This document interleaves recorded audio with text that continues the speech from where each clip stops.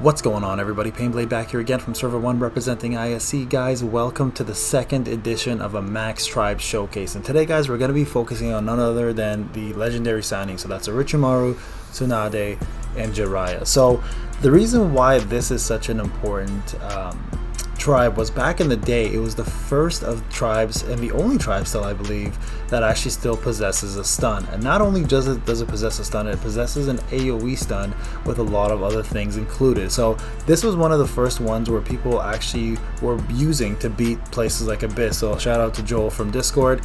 He was actually the first one to use it to beat Abyss, and I think that kind of set the trend for that to be one of the better tribes in the game. So what I did is I went ahead, guys, and actually maxed it out. So let's go through it, and we'll talk about the individual units as well too.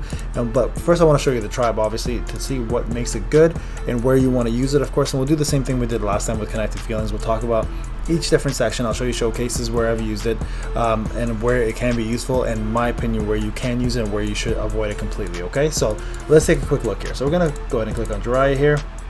As you can see here, I have it completely maxed out in terms of awakening. So we have the 1.8% here, right there.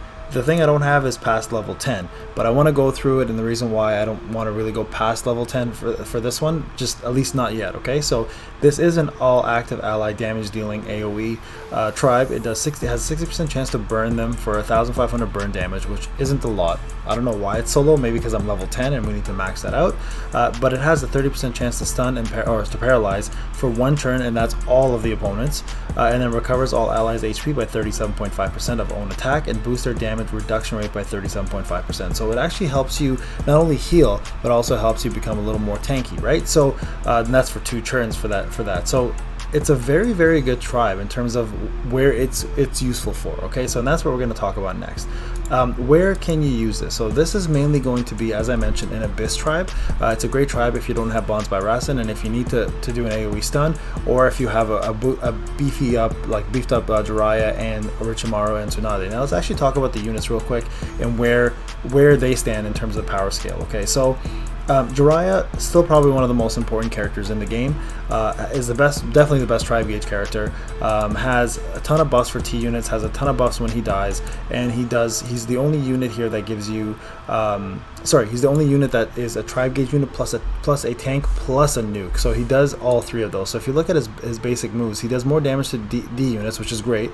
He increases tribe gauge by 20 and boosts attack by 11.9% for all T Shinobi, so he's almost essential for all ATB and sometimes actually even Abyss. So he's a really, really good unit, someone you really want to focus on.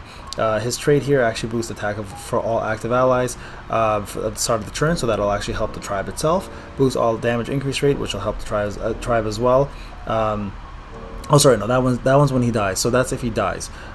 So these are the buffs when he dies. Okay, so if he dies, you get DIR up and you get DRR up for the rest of the battle, and then he actually increases his own chakra, and that's what I meant. Sorry, he's actually really good at increasing his own chakra, obviously. And the benefit of having him is you can actually do second turn jutsu himself if you have him his LB2 plus maxed out a little bit. So Jiraiya is pretty self-sufficient on his own.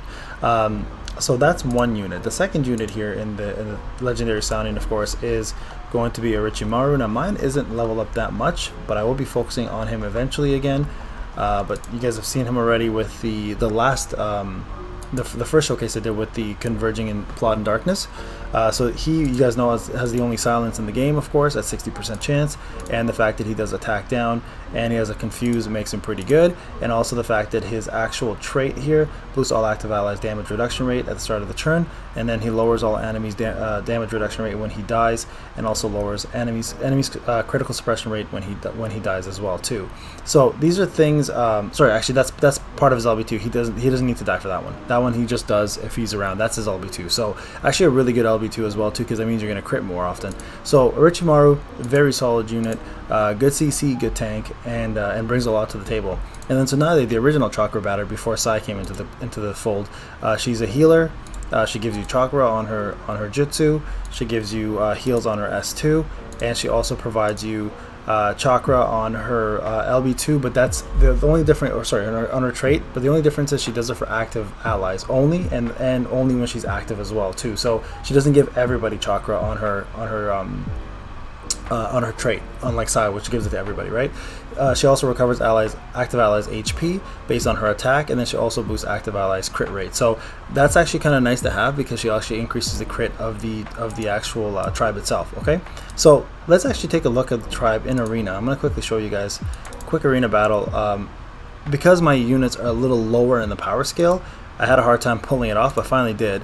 So you guys can kind of see the benefit of the tribe and where it excels and where it doesn't. So in PvP, I will say this: if you're faster than your opponent, the tribe is actually really good. So PvP, I would give this an A at least, because it is an AoE, right? And it does burn, and it does healing, and it does paralyze. So I mean, realistically, you can actually even look at this as an S. It's probably the best, one of the best AoE tribes in the game, because of everything that it brings to the table, right? So you know what, for arena we're gonna say we're gonna give it a yes, especially if your characters are maxed out. You're gonna see a lot of potential and damage output from this, but I'll show you guys what it's capable of with my low level characters. Okay, so here you go. You can see here Jiraiya is gonna do his special. Obviously, like I mentioned, he's self-sufficient in that and chakra. So now they gave everybody chakra up anyways, and then she heals with hers and he silences with his. Okay, so we saw all that, and now we're gonna see the actual tribe itself. So definitely arena, I'd say, but you know, it's, if you have them all maxed out, it's definitely an S. Out of the tribes, remember we're just talking about tribes, not co-op.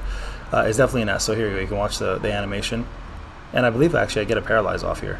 Honestly, one of my favorite animations still in the game. The fact that they do all their summons. Here we go.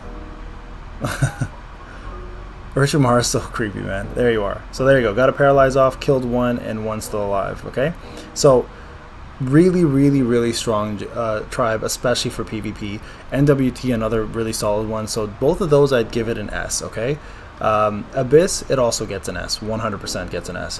Where it actually suffers is going to be FG and Alliance Team Battle.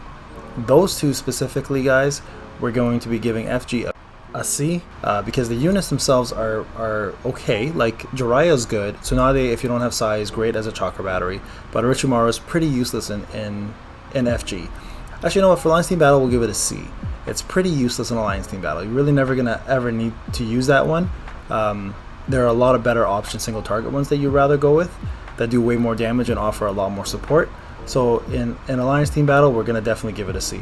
All right, so we're gonna go ahead and finish this match up right now, and that essentially is it, guys. So if you're looking for an AoE damage dealing status effect tribe, this is probably the best one in the game, to be quite honest with you. There really isn't anything else in the game that offers a paralyze in a tribe besides the Legendary Sannin. So my suggestion, guys, stick with that one if that's what you want to do.